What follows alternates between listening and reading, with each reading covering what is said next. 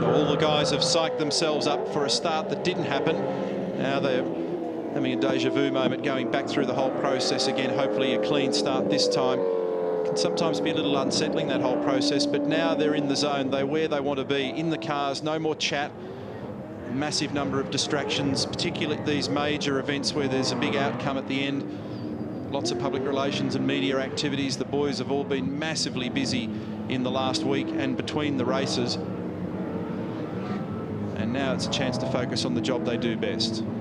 Rick Kelly can be champion as a 23-year-old. Lowndes did it as a 21-year-old. Some serious talent in these two cars. It's the ideal way to end what has been a fabulous year of motor racing. Physically, it's going to be a little bit easier with those reduced temperatures that Greg spoke of a moment ago. That'll help for this last 140-kilometre race of the day. Crew chiefs on the radios at the moment just urging their drivers to squeeze every last millimetre out of their car's position so that they are absolutely primed to go. Spare a thought for this fella too, the outgoing champion. This is where he achieved his career dream this time last year when Russell Ingall was crowned champ. His teammate has gone to the pits, James Courtney, after an eventful second race. Just pull up to the stop board there. Lindsay's there waiting for you, mate. So we reset, we recalibrate, we get ready to go again. The final few coming into their positions. Drivers are all pretty well behaved now with the no wheel spin rule after the final corner. Neil, just quickly, James Courtney did do an engine change before this race. The crew, obviously the water problems earlier, so he stopped again to check that.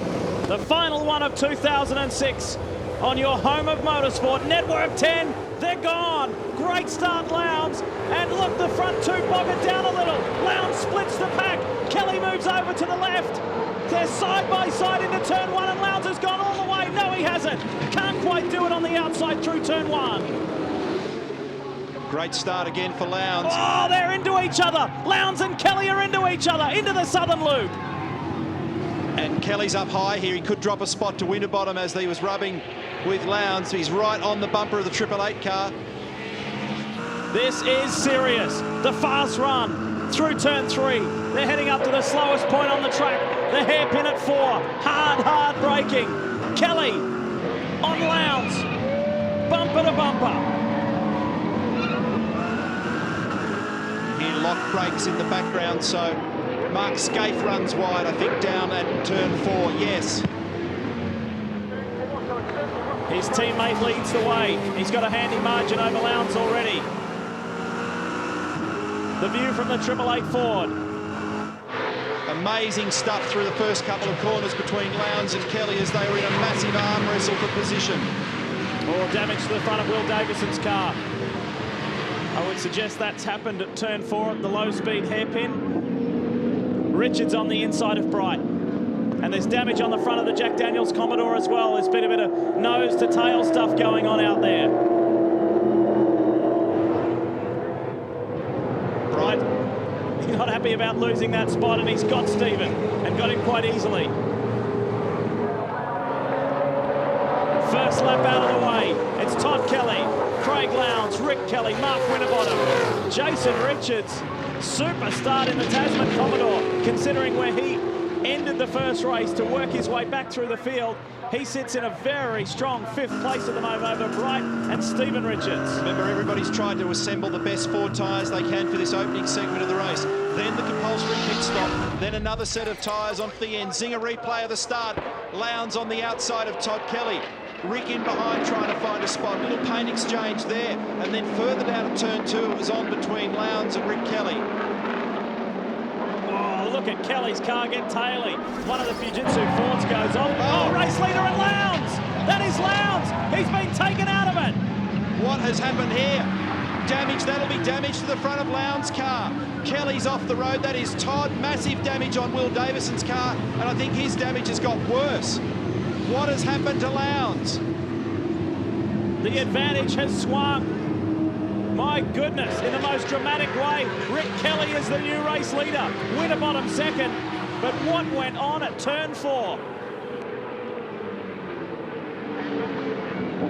Extraordinary stuff here at Phillip Island. A tied point scenario going into the last. Here it is. Oh, wow. So contact from Rick Kelly from the rear, unsettles Lowndes and into Todd Kelly. Geez, I think there's going to be trouble for that one, I think. Unbelievable scene. So Rick Kelly makes contact with the back of Craig Lowndes, unsettles Lowndes. And Lowndes cannons like a billiard ball straight into the side of Rick's brother. Now the argument here is going to be whether or not Craig squeezed him down. This is going to continue to infuriate what's already been an agitated day. You would not want to be a race official at the moment. Not a good place to be in race control as you try and unravel that one. Boys, I've just made a beeline to Kurt Saksuski, the operations manager for V8 Supercars Australia, who patrols the lane here and is keeping in contact with race control. They are looking at that issue between Kelly and Lowndes. It's under investigation. Rick Kelly, Mark Winterbottom, Jason Richards with the turnaround performance of the weekend. The Super Service Menus Commodore is flying. Here's your race leader.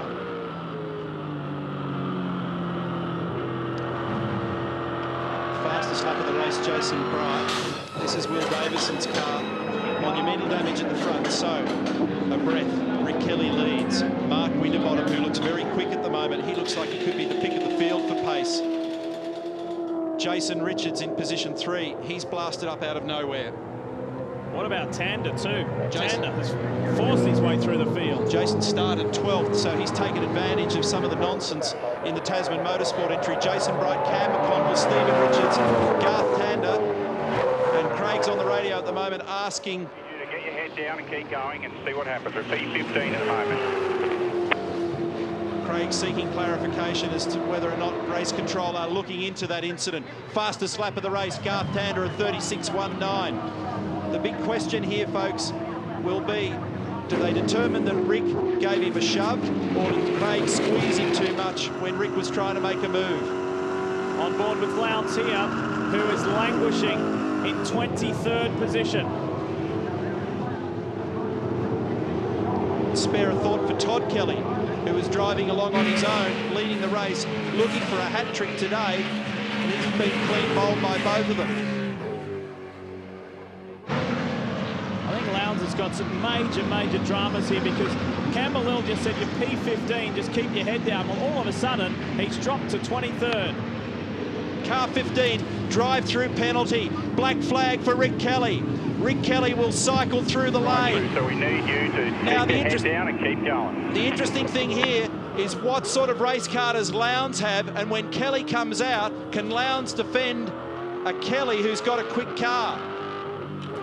Extraordinary.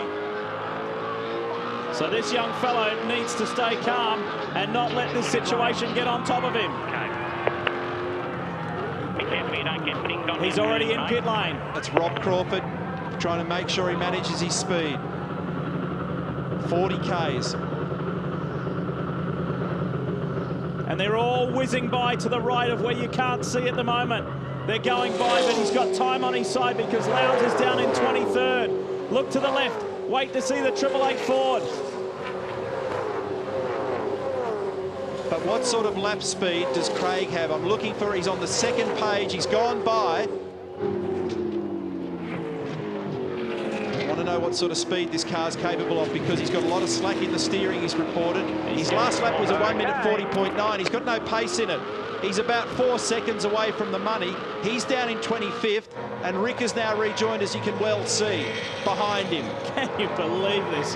Can you believe how this thing is unfolding? John Kelly, Rick's dad, they need to make sure that they keep him under control. 888 are doing the very same thing with Craig Lowndes, try and keep their men focused. Massive emotional overboil here in the last day of racing for 2006 in races 2 and 3. At the end of this lap, the compulsory pit window opens. New race leader, here he is. Ford Performance Racing's Mark Winterbottom.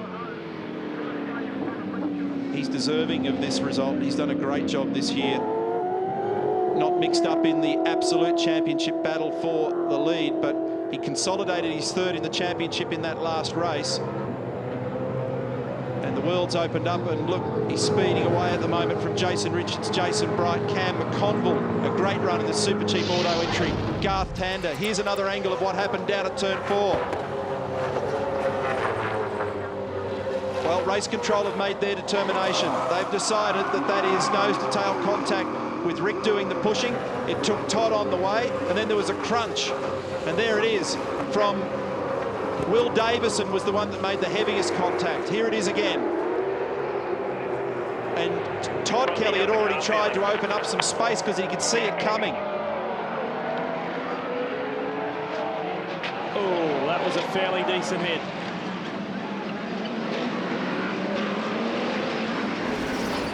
So Lowndes has dropped another 4 positions. He's 27th, and Rick Kelly is 30th. And Lee, I wouldn't mind betting that the Holden camp are acutely aware of this, because Tom Walkinshaw has bolted around from the HRT pit bunker into the HSV dealer team just a few moments ago. He's called for calm. He's told them to get a message to Rick Kelly, and Rob Crawford said, I've already done that. As Rick was trundling through the pit lane at 40 k's an hour, he reminded Rick, just get on with the job, let's focus, it's not over yet.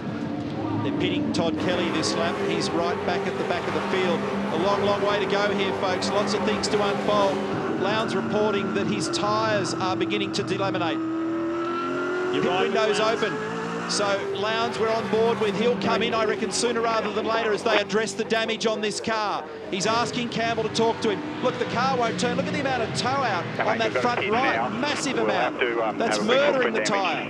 I want the lever down, want all 4, lever down, please. So to explain my comments there, the front right wheel is skewed heavily to the right. It's got a huge amount of what's described as tow out on it. That'll be scrubbing the tyre, a bent steering arm. It'll be murdering the tyres on the car. Focus on the front right if we get another look at that. Coming in. That is a frustrated, dejected Craig Lowndes on the radio, doing his best with a damaged car. Bottom leads, 2.6 seconds. Jason Bright, Cam McConville. Jason Richards is in for service. Todd Kelly, Stephen Richards.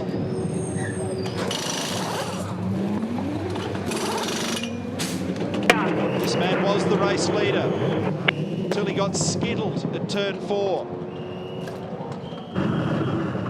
He was on target for a 3 from 3. He's down in 26th.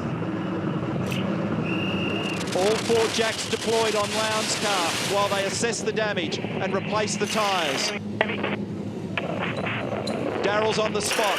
Neil, it was hard to get a good look at it because the team's been very fast, but they're also, when you mentioned the tow out on this car, watching Craig Lowndes just trying to pull this car up onto brakes in the pit here, it was squirming all over the place, diving. Now the team have gone for the spare tyre and wheel that was in the pit, and they've put that on the front left as well. There was Kevin May on the radio there. They didn't have a good look under it, so whatever the conditions are. Toe out. We just got to do the best shot we can. It's going to be hard work. See what we can do. That's going to murder that tyre. So Campbell's onto it. He spotted the tow out on the front right-hand corner. Yeah, Neil, you see the tyre there that's come off Craig's car. Just with the amount of tow out on that car, look the damage it's done to that tyre. The thing is, they've done nothing to repair the car. They've just put tyres and wheels on it. When it left pit lane, Ross Stone even looked at me. That car will not make it. It will have to come back in tyre-wise. Because Phillip Island's such a high-speed circuit, with that kind of scrub angle, it's this one, the front right-hand corner we need to focus on. You can see it quite visibly. It's the car has lost all of its precision in terms of front-end geometry. It's a mess. Winterbottom done. Jason Richards done. They were the guys, the top 2 in the race at the time of all this mayhem breaking loose. So they've both completed their compulsory stop. Jason Bright inherits the lead of this race, and Garth Tander is running second after starting 18th. He's made good progress. McConville, Stephen Richards and Whincup the top 5. This fella's going to be a threat in 2007. His driving has come on in leaps and bounds. He's in sync with his team, his car. Look at this thing at Craig's, just steering like an old tractor. And in these high-load corners, that front right tyre will be getting murdered, and then it gets superheated on the inside edge as he runs down the straight at high speed. I'm surprised they didn't actually have a look underneath it. Maybe they could have given it a bit of a belting to try and straighten up a steering arm. hard thing to do, though, when you can see that stopwatch blazing by and your competitors getting on with it.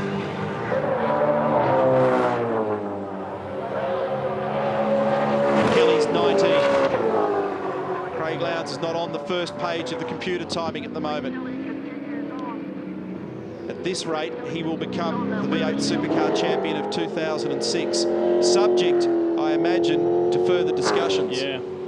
Here we go. Bright's in. McConville's in. Whincup is in. It's going to be tight, but I want you to get out in front of Whincup. Get out. Go, go, go, go, go, go, go. Great stop.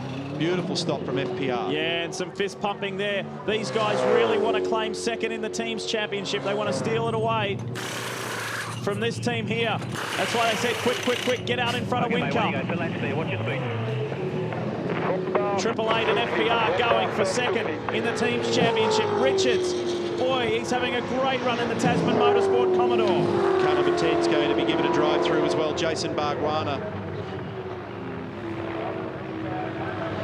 Todd Kelly, fastest lap of the race, 1:35.5. So with the cooler temperatures and a decent set of tyres, we're seeing lap speed again.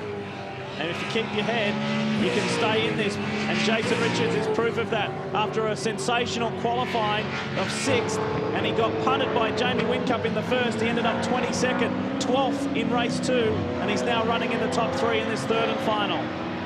So Garth Tander's the leader of the race as we still wait for all the compulsory stops to be taken. He's got a 4.5-second margin over Stephen Richards. Greg Murphy, Dean Caddo, Russell Ingall, Mark Scaife, Max Wilson, Steve Owen, Warren Luff, James Courtney. On board with Mark Scaife in pursuit of Russell Ingall. This is the final turn. Campbell has got on the radio and warned Craig that we're probably going to have to stop you again. They're aware of the damage on that car. They know what it's going to be doing to the tyre. And Craig's response is beautiful. Neil just standing in the Triple Eight garage after that pit stop, and the team have obviously seen the footage that we can all see on and the tow out in that car. And Roland Dane's words were, I hope there's more done about this after the race. That's all we can hope for now. It's not the way we wanted it to happen, is it? We wanted it to be a fair fight all the way to the end. But that's motor racing. The variables are great. Scaife on the inside of Ingall here. Executes the move nice and smooth. Oh, Russell gives him a tap just for a Merry Christmas. Rick Kelly is in the lane here, guys. There was an instruction from Rob Crawford. The team lost to him as he came in. He wanted him to hit the mark. 40 k's an hour. He told the boys, no mistakes. Good stop. They've changed the rear tyres on that car, and they've dropped them by ½ pound too prior to the stop. Standing by for Tander now as well. Hey, Greg, I think they just did rears, not the side. Just rears, that is correct. A change of strategy, Neil. They've been doing the working side, as you know, in the previous 2 races, but rear tyres this time around for Kelly. Thank you. So, compulsory stop completed now for Rick Kelly.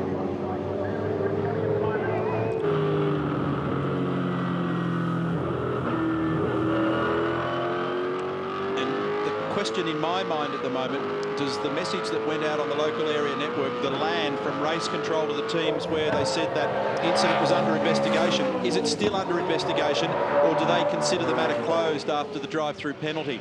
Look at that front right, literally wobbling all over the joint at the moment, murdering that tyre. This is not a way for a championship to conclude, unfortunately.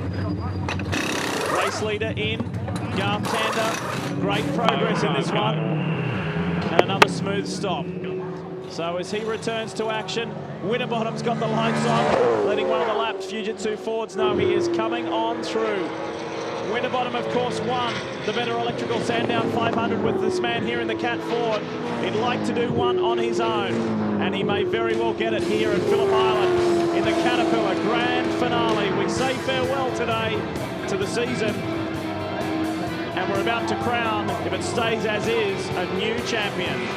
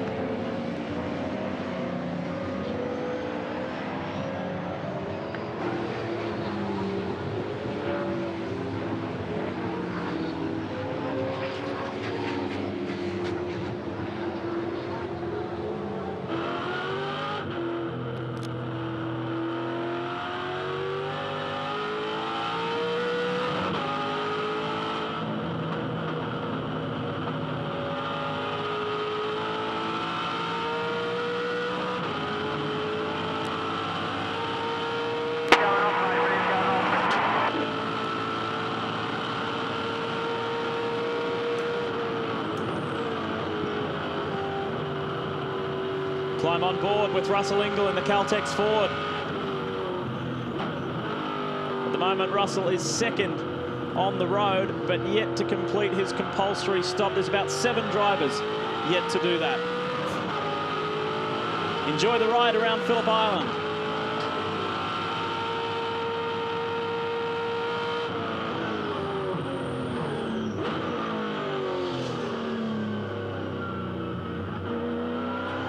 I have to say that, irrespective of the incident that triggered all the nonsense at turn 4, I kind of wonder sometimes when it's the blokes that are 10 cars back that still manage to drive into the middle of the accident. Because what happened with Craig was no big deal, in that it's a big deal for the championship, but there was something he could recover from. But then he got driven into by 2 cars after everybody who had their eyes open would clearly have seen that before they got there. Sometimes I know that there are extenuating circumstances, but it's not like you wouldn't see it as you were getting down into the teeth of that corner.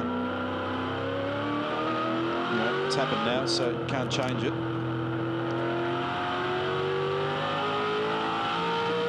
fact, I know what's happened because I've seen it happen before. It's blokes trying to be opportunistic. That's what's really going on. Trying to make ground. In which case there needs to be stiffer penalties for when there's a yellow flag flying, because at the moment the yellow flag's queued for half the field to try and go faster, and that needs sorting.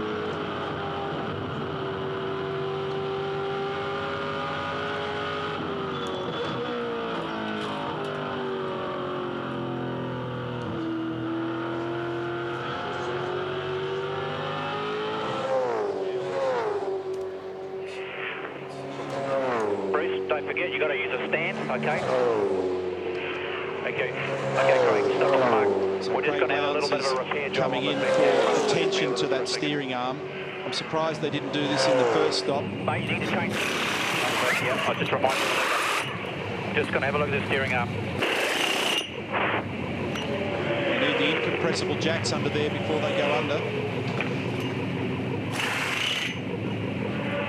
Okay, belly. Okay, mate, away you go. Pit lane's clear, watch your speed.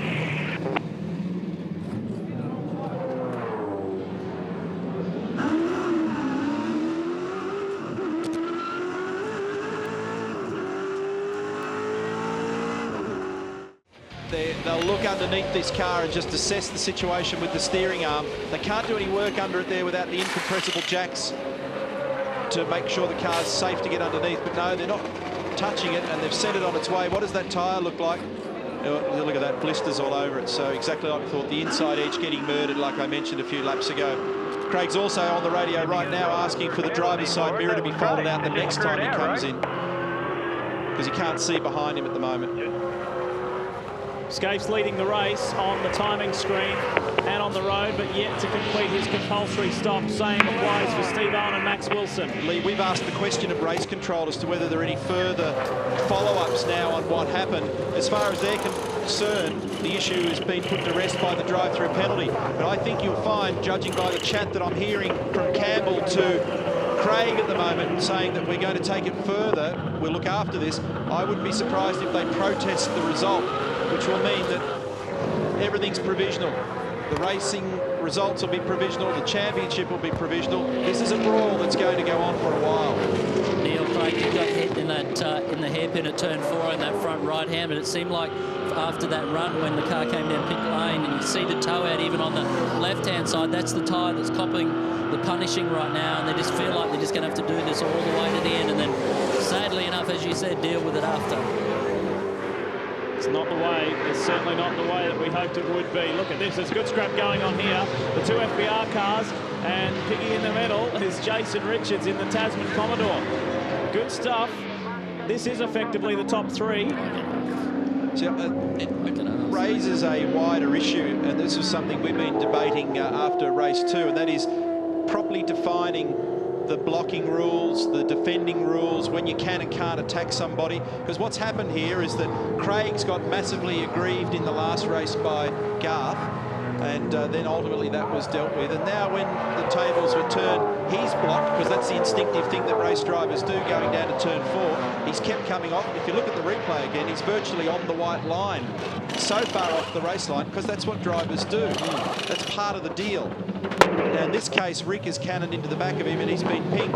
The wider implications of it are that the entire pit lane, all the drivers, they want a knife-edge description of what they can and can't do, what is race line, what isn't, when can you defend, when can't you, and I think that's going to be debated for a while. They've certainly been wagging about that in the last hour or so since race 2. The whole paddock's talking about it.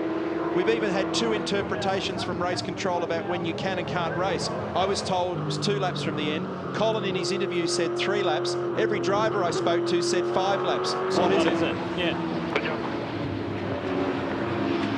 Jason Bright in his farewell drive for Ford Performance Racing. This man here's staying put though. Jason Richards loves being a part of Tasman Motorsport and he will be there. His teammate, that's a different story. Andrew Jones moves across to the team run by his father Kim and will drive alongside his uncle Brad Jones at Team BOC. So once Steve Owen and Max Wilson complete their compulsory stop, everyone will have done so, and the order will be Mark Winterbottom, Jason Richards, Jason Bright 1, 2, 3, Garth Tander 4, and this man here, it is a sorry sight for Craig Lowndes and the 888 Falcon. He is nursing a wounded car and doing the best his ability will allow him. That front left there just looked so weird. Now, Roland Dane just in consultation with the V8 Supercar officials. Fastest lap of the race, by the way, Garth Tander at 1:35.5. The big danger here, we've got to be extremely careful of it. You don't want that tyre to blow around this racetrack, or young Craig will have a very, very bad accident, and that's what we don't want. Massively high-speed track, high average speed, big corner loadings. I mean, he's got a great sense of feel in a car, and so he'll be able to get a bit of a sense of what the front of the car's doing, but he needs to be super careful. Tander has been the fast man on this circuit. He holds the fastest lap of this race at a 1:35.5, and he is all over Jason Bright. This is effectively for third. Keep in mind, Tander started 18th. A point to prove in the last race of the season. Tander's tied with Scaife, the most wins in 2006 at 7. He'd dearly love to make it 8. Diminishing gap, and Garth got out of it. We've had some reports of rain, believe it or not. We did throw up that possibility at the end of yesterday's telecast. There's the confirmation on screen with Craig. So we've now got spots of rain, so that southerly well and truly kicked in.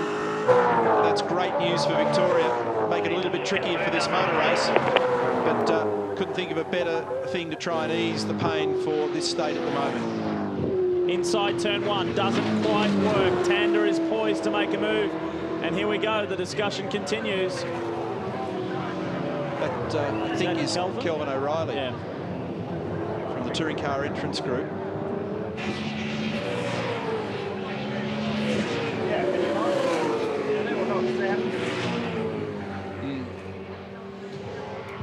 think that, you know, like I said before, you know, here's Garth going down the inside. I think the bigger, he's not quite there yet.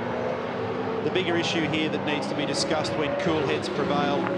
Everyone needs a little break from this at the moment for the next week or two. And then there needs to be a little bit more thought put into how we define the whole blocking, passing thing.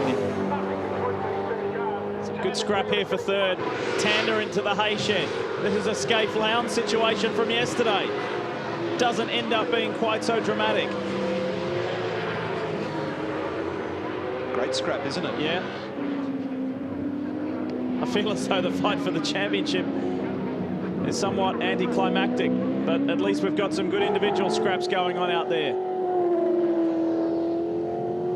Tander wanted third place in this title chase from the man who leads the race, Winterbottom. That won't happen now. He's got a good run on him off the final corner. So Garth will have a bit of a lunge down here. Keep it nice and smooth. This just reflects the tough character of these guys. It's the last race of the year. Neither of them can win the title, but they've got their own personal agendas, and they will fight to the end. At lap 31, to end this season on the best possible note. Tander's staying put at the Toll HSV dealer team as he comes up alongside Bright. This will give him the line for the sweeper, but not for the hairpin, unless he can get ahead, which he does. Jason's way out in the grey stuff. Yeah, where there's absolutely no grip, so he's compelled to just ease the throttle there, and Garth managed to get through. Wasn't that great stuff? Hey, mate, that's fine, no problems at all. We just consolidate where we are now. Todd is behind you now, 7 seconds behind. Lapping reasonably quick, he's 7 seconds behind. So it's not a bad recovery from Todd Kelly either, is it, considering where he was? Both engineers were back on the radio to both drivers saying, OK, that's resolved. There's the margin back to Todd. Winterbottom leads 1.9 seconds. Jason Richards, Jason Bright, Garth Tander, Todd Kelly, Cam McConville, Jamie Whincup, Stephen Richards, Greg Murphy, Dean Canto. That's the top 10. Mark Scaife just outside in 11. And despite the hiccup in this third race for Todd Kelly, if things remain as is, he's in great shape to take out this round. A 10-point advantage over Mark Winterbottom, who would claim second. Good, strong run for Cam McConville in car 50. Weekend did not start that well. 22nd at the end of free practice, 18th at the end of qualifying, 15th in race 1, 10th in race 2, and that sums Cam McConville up. He never gives up, will always give his all, and always ends the season on a high. And as far as the championship's concerned, he's in 14th at the moment and may even snatch 13th place away from Jason Bargwanna. Rick Kelly is 25th at the moment. Craig Lowndes is 30th.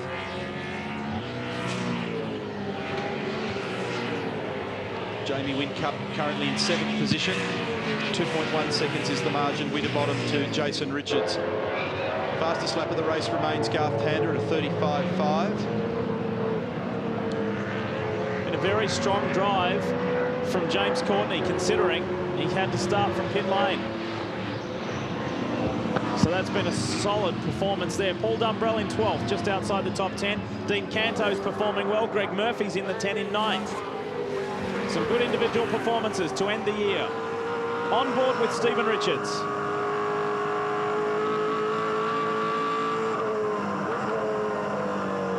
Back to 4th gear for Stephen. This is up over the top of the hill, but Lukey it is. You can tell by the way he just lifted his helmet back. You kind of look over the other side to make sure it's all clear there. It's back to 2nd gear, and then a little short shift up to 3rd for turn 9. It's an amazing corner, isn't it? All you can see is sky. Yeah, well, made worse by the fact that he's reprofiled the bonnet on the Jack Daniels car. That happened on lap 1, as was the case for Will Davison. So we're into the latter half of this one. 12 to go, mate, 12 to go. The season ender. And Greg Murphy's final drive in the Super Cheap Auto Commodore.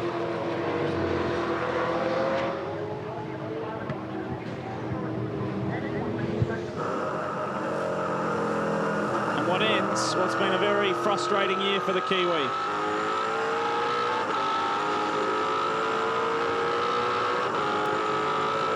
Craig Lowndes on the radio just describing the wander in the front end, getting a little worse. He's sort of starting to slap around more, Greg. And Neil, they're getting ready, I guess, by the looks of things, to bring him in again. The boys down here have been debating what to do and in terms of trying to keep this car out there and keep it going. In the meantime, the Touring Car Entrance Group Chief Kelvin O'Reilly has been in. He's had a chat with 888 Race Engineering boss Roland Dane. Roland has consulted the rule book as well. Now, Kelvin's conveyed to him that this incident that you mentioned will be looked at again post-race. Roland's not too sure yet whether they will actually officially protest this. I guess it's going to depend on the outcome, but an incident review will happen post this race. While you were talking, Greg, Craig was on the radio quite cranky then, saying, make sure you flick the mirror out because I can't see out of this car. And it's hard when you've got a slow car and everybody's rounding you up. So he'll ask for that to be just popped out. Got the little Domino's pizza sticker on it there. You just see it tucked up next to the door. So third time in for him. There'll be more damage on that tyre, and you can understand a sense of humour failure there for him. 2.3 seconds, Winterbottom to Jason Richards. Look at that front right, just steering so weird. Massive toe out on that front right. See all that extra tyre protruding that we shouldn't be seeing. had a big bend as a car has hit it. I think it was Will Davison and perhaps Paul Dumbrell, maybe Stephen Richards that clobbered it. This time they're having a closer look. I think they're just going to keep on firing tyres on and off it. Okay, mate. Away you go. Watch your for speed. See you in another 5 laps. A little bit of humour from Kevin. There won't be too much humour inside that helmet. The rise and fall of emotions. He thought his title chances were gone several rounds ago. Did not give up. Rick Kelly suffered some adversity in the second race in Bahrain. And that allowed Lowndes back into it. It was a 90-point margin at the end of the first race in Bahrain at the previous round. And then there was a hiccup for Kelly as Ingle is in pit lane and looks like parking it for the day. What a contrast to how his season ended last year. Time to squeeze in a break. We will come back with the second half of the final race here on Network 10, your home of motorsport.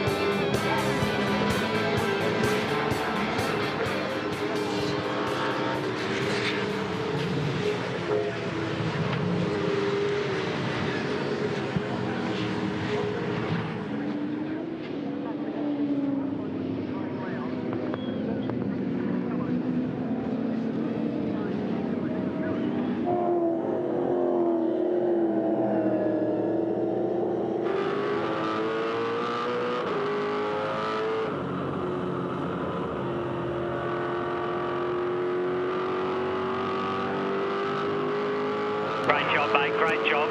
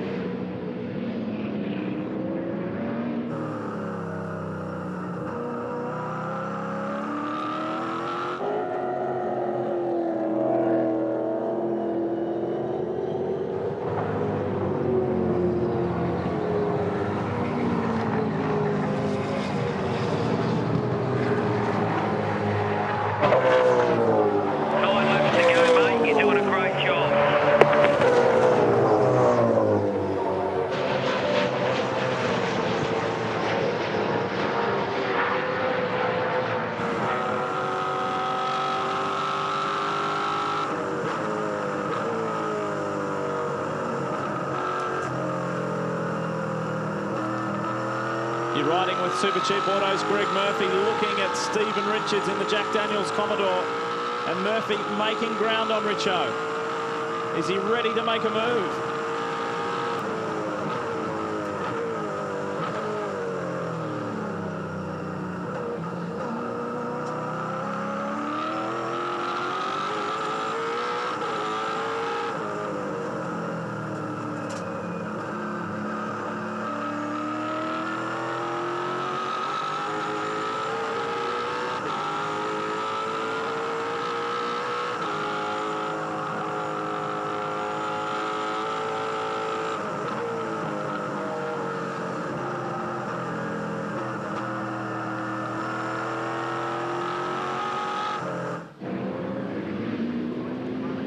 This is the fight for 8th. The order is Winterbottom, Jason Richards, Garth Tander, who's now only 1.8 seconds behind.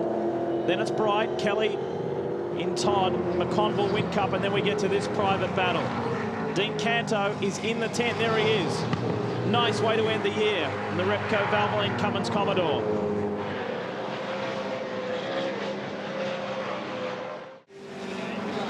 Greg's on the spot, and I know that Greg will grab him when he can, when it's appropriate. It's serious business down there, heavy moods, as you can imagine. It's Tom Walkinshaw and his performance group employees watch with much interest as their young charge, Rick Kelly, has it all to win. As I said before, it's going to be seen in two different directions. For Triple Eight, for Craig, for his supporters, it'll be clear-cut. They'll say Rick ran into the back of me and triggered an accident. For the opposing, they'll say Craig blocked, and we had a demonstration in race 2 of how you're not supposed to block, and that's what triggered the accident. And what they will say is if Craig wasn't on the dirty line, Rick would have got under him and passed him. So there'll be two very vigorous arguments. I frankly wouldn't like to determine them. That's why you need rock-solid rules when these questions come up, so that's unequivocal. Car 1 is in the garage, Russell Ingall, like we saw before. The problem with Russell was they lost the alternator at the start of this race, and they've drained all their battery power. So we've got the car at the garage now, just recharging to get Russell out for the last few laps to finish. Ross Stone in pretty good shape, really, and smiling, saying James Courtney has really invigorated this team in the last part of the season. He's showing good pace, and in 2007, our engines will be stronger and we'll be back in form. Yeah, good point, Darryl. James Courtney needed a year of breathing space, of learning. Too many comparisons made between he and Ambrose. Ambrose had a settling-in period, but at the same time, he had a pretty dynamic opening year too. Watch James Courtney next year. He is a star of the future. That tyre will be separating on the inside edge. You can see that he's actually got it turned in there, but it's got a massive amount of tow out on it, as I said before, which is murdering both tyres, but in particular the front, which has got the majority of the damage on it. Look at the amount of lock that he's got to pull on to actually get the car to go around the corner and stay out of everybody's way. Barry Hay here talking to Russell Ingall. He's watching TV. This time last year, Russell was doing that, but doing donuts with no helmet on to celebrate his winning the championship. Mark Winterbottom from Ford Performance Racing leads the race and is well on his way to claiming his first solo win. Remember, he won at Sandown with Jason Bright. This could be his first solo win at the highest level in Australian motorsport. Roland Dane is going to protest this matter, guys. If it, in terms of the incident review, I guess, doesn't go his way. The paperwork has already been completed. It is on standby to be lodged, depending upon how this incident review goes at the end of the race. Jason Richards is going to have his hands full here in a minute because this Toll Commodore is flying. There's Tander, there's Richards just up the road, and Winterbottom isn't too far up the road either. There's 2.8 seconds covering the three of them. It's on. Tander's not out of this one. He could still win it. He's certainly blazing, Tander. So at the moment, the way the points stack up, Todd Kelly would be the round winner here, 307 points. Mark Winterbottom would get his first solo win, as you said, Lee. And Rick Kelly, 2006 V8 Supercar champion, question mark. We don't know. That one's going to go on for a while, I think. Last handful of laps. And if Winterbottom can hang on to claim victory, it would be the 11th different race winner in 2006. Keep in mind that statistic was helped by the now defunct reverse grid system. But nonetheless, it's a pretty wide spread of winners, isn't it, in this fabulous category of motor racing.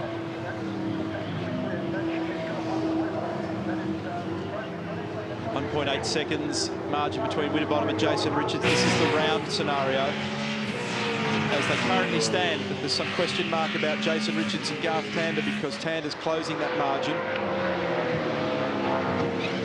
Oh, Jason's having trouble pulling up that car there. That'll mean the margin disappears even more between he and Garth.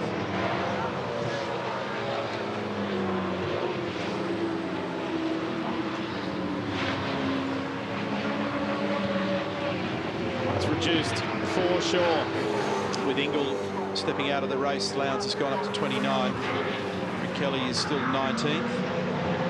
Well, there you go. Has an opinion already. There'll be many and varied at the conclusion of this race. Car 11, Paul Dumbrell is going to be shown the bad sportsmanship flag for blocking. Like I said before, it'll be seen at 180 degrees by both camps. Sure. They'll argue vigorously. And not sure how they're going to resolve that one. That'll go. In the end, you've got to just place faith in the umpire. Someone has to make the call. It's been a really encouraging round from Steve Owen, although he had some off-track time. The speed of the Autobahn Commodore has been impressive, and he's charged his way through the field to be in the top 15. He's 14th at the moment. What Roland Dane's going to say, of course, is that a drive-through penalty doesn't fully address the damage done in terms of championship. He'll be seeking the equivalent of a pit lane penalty, which we've seen retro applied to other races, and or more. Of course, that's not going to be a simple process to unravel all that. It's just a shame. It's a shame that it's had to end this way. It is, isn't it, unfortunately? And it's just it's a warfare issue. There was cars were very, very close. They argued on the first lap. Here's the Zinger replay on how Tander got Jason Richards. We saw Jason struggle the lap previous, and Garth just said, thanks, I'll take that. That's second place. I got one more car on my list to end the 2006 season. The most successful driver as far as race wins. Owen has overcooked it at the hairpin. If Tander can get Winterbottom, he's only got 3.5 laps left to do it. He will be the most successful as far as race victories. 8 he would have if he can get this one. He and Schaefer tied on 7.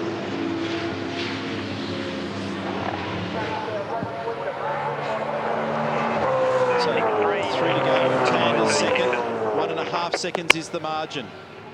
Last lap for Garth was a 36.4. For Mark Winterbottom was a 36.9. So 0.5 of a second. He can get 1.5 seconds, 3 laps. That means he's on his bumper at the end. Even our maths, we can get that, mate. Look at this. Chairman V8 Supercar Australia, Tony Cochran on the left. Kelvin O'Reilly, Chairman Touring Car Entrance Group of Australia, discussing what a lot of people will be discussing, no doubt, as to how they handle a championship outcome that involves an incident early in the race that does affect the championship. If you could do one of those voice bubbles just then, Tony Cochran said to Kelvin, I'll leave it in your hands. Well, yeah, they've assigned that problem to the Driving Standards Observer, to the stewards, and to the investigating and prosecuting officer. So it's not really even a Kelvin problem. What is a Kelvin problem, I think, is further definition for the future. For the future, yeah. And you know, we've got wads of paperwork at the moment about what head gaskets you can use. Lock up there from Winterbottom. He's feeling the pressure. He knows Tander is right on him. 2 laps to go when they come down the Wayne Gardner Straight this time to end the 2006 season. Will Winterbottom get his first solo win to accompany his Enduro win from Sandown, or will Tander reign supreme as far as individual race victories? He's first going to catch him from 1.5 seconds down to 0.7 of a second. Tander continues to close that gap.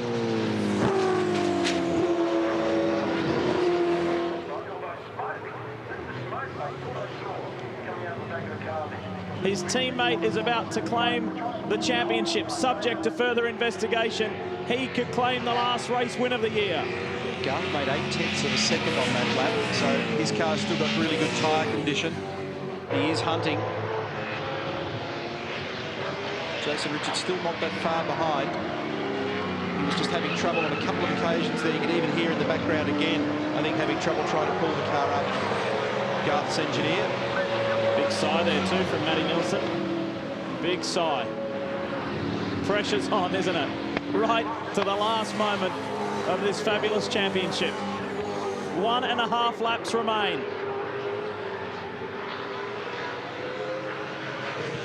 The most championship leaders in the history of this series. Everyone's had a go. 5 different points leaders. Oh, and he gets out of shape in the same spot again, Winterbottom. Yeah, rear tyres must be pretty second-hand on that car by now. And that's actually been one of their strengths at FPR this year. They've had good tyre condition towards the end of the race, but we all knew that this was going to be a very difficult round for tyres. High temperatures, long loads. Last lap, mate. Last lap. Hang in there. 1 to go in the 2006 series. Will it be a Ford? Will it be a Holden? Todd Kelly's got the round wrapped up. No worries about that. He sits 5th on the road and will stand on the podium on its top step.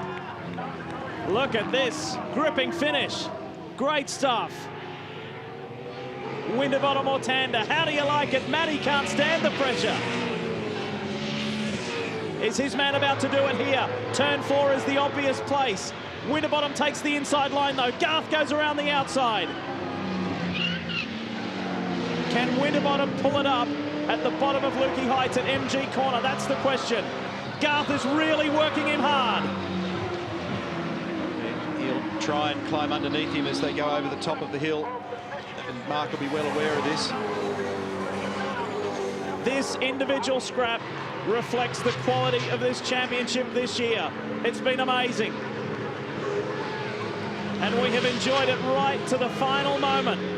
This is where Tander will pounce. Does he do it? Does he have enough? Winterbottom goes to the inside. He's making it hard for Tander. Garth will try and give himself an opportunity to get a run on him out of the final corner so that he doesn't rush into the corner too quick, and he tries to make good corner exit speed. He does have pace on Mark, but strategically Mark's got track position. It's a great run to the flag between these two. Not over yet, folks. Tander's got a run at him. To the line, Winterbottom does it. That's his first solo victory. Great way to finish off the season, mate. Excellent effort. Yeah, very, very good. Very good race between both. Great race, great race. Well done, Mark Winterbottom. That was absolutely awesome. As the round winner, Todd Kelly, comes to the line behind Jason Bright. His younger brother, we are awaiting to come in 18th place. Here he is, Lukey Heights for the final time. It's a new champion. It's the first time in a long time, I think 1997 off the top of my head. Glenn Seaton Racing was the last non-HRT or Stone Brothers team to win this title. It's going to go Toll HSV dealer team's way. And the 23-year-old from Mildura, Rick Kelly, he's got 2 Bathurst crowns. Now he can add a V8 supercar title. Rick Kelly is the champion for 2006. I believe so. Fantastic. Great job all year, guys. Fantastic job all year. This is your championship. Well done, horse. Rico, you drive round, keep driving round, and you'll be in the salute, okay? They're a nice bunch of blokes. A welcoming bunch of guys at the Toll HSV dealer team. It's Toll's first year as naming rights sponsor. It was this time last year that they announced the partnership. Extra budget for the team. That really gave them some incentive, and it's come on strong. And there is a very proud father, John Kelly. How about the day for him? One son wins the round, the other wins the championship. Excellent. And understandably, congratulations all round.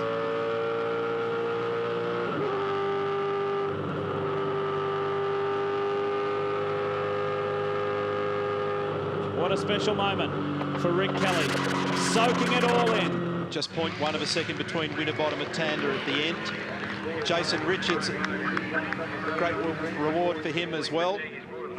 And the Tasman Motorsport guys, position 3. And Rick Kelly just coasting round. There's the confirmation of those placings for you. So Todd Kelly finishing in 5th after being turned around down at turn 4 in the opening laps. And the round win will go to him, 307 points. Got a bad recovery weekend-wise, Jamie Whincup as well. Looking further down the order for other notables there. James Courtney finishing 12th in race 3 when you consider he started from the pit lane. Yeah, that was a pretty super good effort. Recovery as well.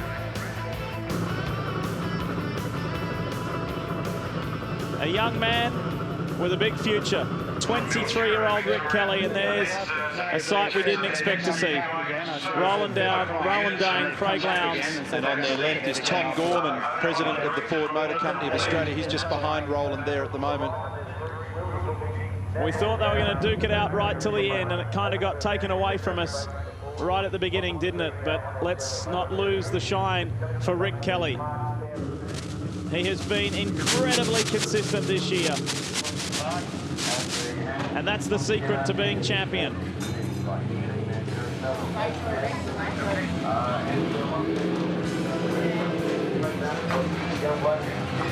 Maneuvering the car into a champion's position and ready to have praise heaped on him on his biggest day of his motor racing career. To have 2 Bathurst victories and a championship at the age of 23 is a mighty accomplishment. Often in the shadow of older brother Todd, that is no longer the case. Rick Kelly is champion.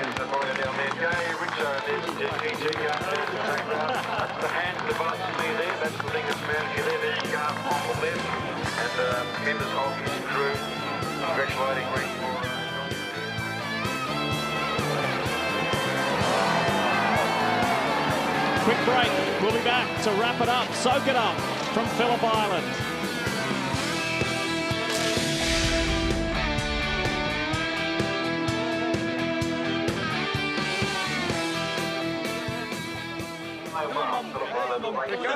Kiss your mum. Don't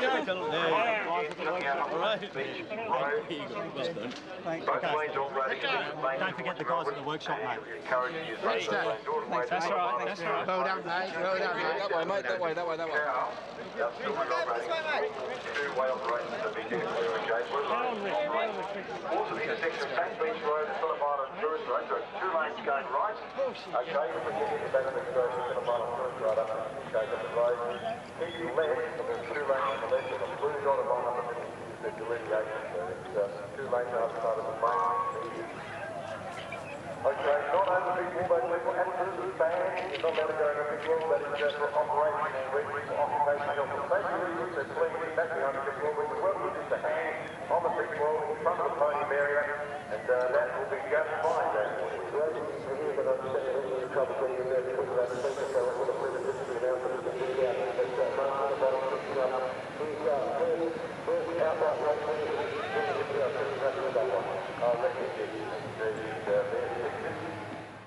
Well, what a wonderful way to conclude the 2006 V8 Supercar Championship Series. More than 65,000 fans here at the Grand Prix circuit at Phillip Island to witness a remarkable, very memorable round of the championship, one that will go down in history.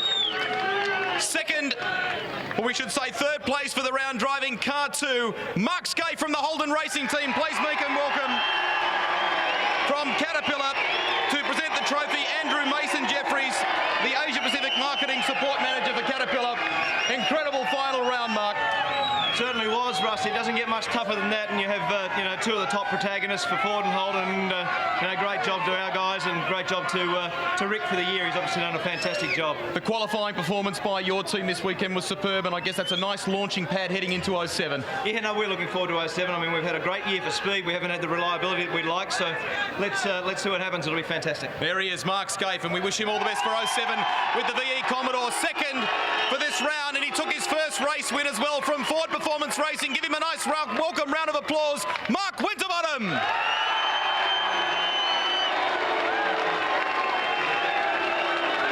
What a year for you on the podium in New Zealand, winning the Sandown 500. Now your first race win. Terrific stuff.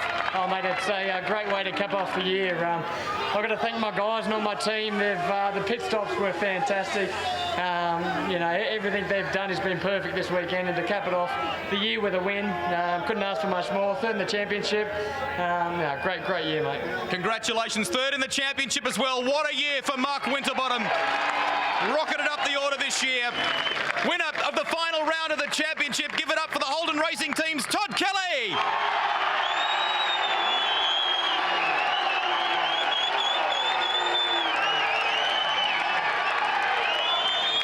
Fantastic stuff, mate. That's the 6th top 5 finish for you in recent rounds. it's been a stellar second half of the year. I know the first half was tough. Yeah, it was a little too late in the year to get a run like that, but thanks to all the boys for the year. Fantastic job. It wasn't our fault that we had a few dramas earlier on, but to our sponsors, Holden, HSV and Mobile. But today's all about Bro. Well done, Rick. Good job. There he is. The brother of the new series champion, that's Todd Kelly, winner of the Caterpillar Grand Finale here at Phillip Island. But it's now this young man, a 23-year-old from Mildura. Let him take his rightful place on the stage as the 06 series champion, Rick Kelly.